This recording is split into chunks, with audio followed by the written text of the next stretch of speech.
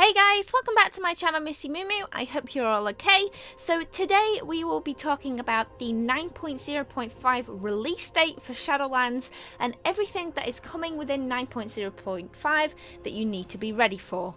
If you haven't already, please do hit that subscribe button down below and turn on your notification bell so you get notified every time I post a video.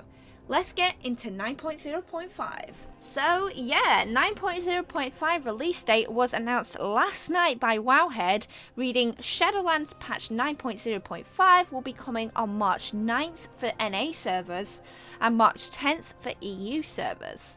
Within this mini patch, we will see the return of Valor Points, which are a currency being re-added to help players gear up through Mythic Plus. Now, it is worth mentioning that the armour that you have already received from Mythic Plus will not be able to be upgraded by Valor Points, and you will need to gain some new gear through the Mythic Plus to be able to use the Valor Points. So it will start off with a weekly cap that starts at 5,000 Valor Points, an increase of 750 each week, and the total cap is 1,500. Now, it's not just Mythic Plus that will help you gain Valor Points. You can also obtain Valor Points from completing your Covenant Callings, and this will reward you with 50 Valor each. You can upgrade your gear using these Valor Points, however there are some requirements you must meet before upgrading your gear. Upgrading an item that is item level 200 or higher requires Shadowlands Keystone Explorer Season 1. Upgrading an item that is item level 207 requires Shadowlands Keystone Conqueror Season 1. And finally, to upgrade an item that is item level 213 or higher requires Shadowlands Keystone Master Season 1. Another change that has come to Mythic Keystones is that after the dungeon timer is ended, you will be rewarded with a second item. However, this second item will be slightly lower eye level due to the timer not being reached. This result offers more loot at the end of a Mythic Keystone run. The Great Vault loot requirements have also changed, requiring you to defeat either 3, 6, or 9 bosses to receive some loot, and this was changed from 3 bosses to 7 bosses to 10 bosses. Blizzard also revealed last night that they are referring to the formula for data mining the level of your first Mythic Keystone each week to the Battle for Azeroth formula. This means that if you don't complete a level 15 keystone each week, your keystone will drop to a level 13 after 2 weeks. For example, if a player completes a level 15 keystone, they will receive a level 14 keystone the following week if they do not complete a level 15 key or higher. And they will receive a level 13 keystone the week after, decreasing each week until you do a higher keystone. After this was announced, there was a lot of negative feedback on the Blizzard forums, and they liked that Shadowlands didn't copy the Battle for Azeroth Mythic Keystone ways.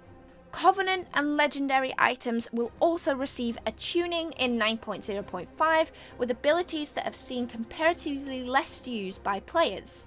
The aim of this was to provide more gameplay and more different options with different legendaries and items in specific situations. So we will see some nerfs, some increases, and different legendaries being made for further progress. Once you have reached the cap of renown at level 40, you will receive a weekly quest to gather 1,000 anima, which will now reward you with 1,500 gold. And once you have recruited the maximum amount of souls for your Covenant, you will receive a weekly quest to rescue souls, which will now reward you with 500 anima. And of course, the brand new Wandering Ancient mount will become available to any player that has purchased Shadowlands expansion. This is a brand new mount that the WoW community had a vote on the both EU and US, and the Wandering Ancient was shown at the BlizzCon online. So now you'll be able to get your hands on this beautiful mount, and there are no tasks or achievements that you need to obtain to receive this mount. It will simply just be given to you. There are also many PvP changes coming with 9.0.5, with many talents having reworks to change the fights within PvP. Focus Assaults and Brute Assaults now increase damage taken by 10% per stack, and reduces healing received by 5% per stack in Warsong Gulch, Twin Peaks, and Eye of the Storm. The Horde flag inside Warsong Gulch has been increased to match the size of the Alliance flag. There are a few classes that have also received tweaks within their PvP talents, so I will leave a link down below so you can check out all the changes to your spec for 9.0.5. There are a few changes coming to the Maw with a new account-wide unlock that has been added to Venari. Reveals a teleporter node near all the long walkable chains in Torghast to help you quickly cross the chains and no longer have to face your fears of the heights within the Maw. They have also reduced the health and amount of Anima Devourers in Stage 1 and a few more tweaks and challenges within the Maw. Torghast has also received a few changes, and they will now receive a description of what lies ahead within a certain wing or floor. Within that description, it will tell you what you will face and the recommended eye level that you should be before taking on the challenge. Now, of course, this is only a recommendation, so you can go lower item level if you wish, but it will just be more difficult. And the enemies within Torghast have been reduced on multiple floors. As within PvP, there are a lot of changes coming to the anima powers to change things up within Torghast for new experiences. Again, I will leave a link down below showing all the different changes to your Covenant Anima Powers abilities so you can get in tune before you go into Torghast. Of course, these are all new talents and they are subject to change from feedback from the WoW community and Blizzards themselves to look at ways of improving and scaling their content. There are a lot of tweaks and changes to many things coming within 9.0.5, and of course, this is only a mini patch and hopefully we will see a release date for 9.1 very soon, and hopefully hitting the PTR shortly after the release of 9.0.5. Well guys, that is it for me in this video. I do hope you enjoyed it.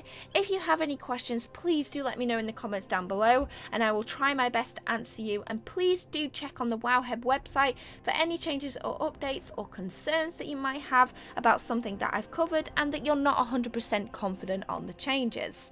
Please make sure to click that like button down below and hit that subscribe button as it helps me out a lot. I shall see you guys very, very soon with a brand new video. Thank you guys so much. Miss you, Moo Moo. Out.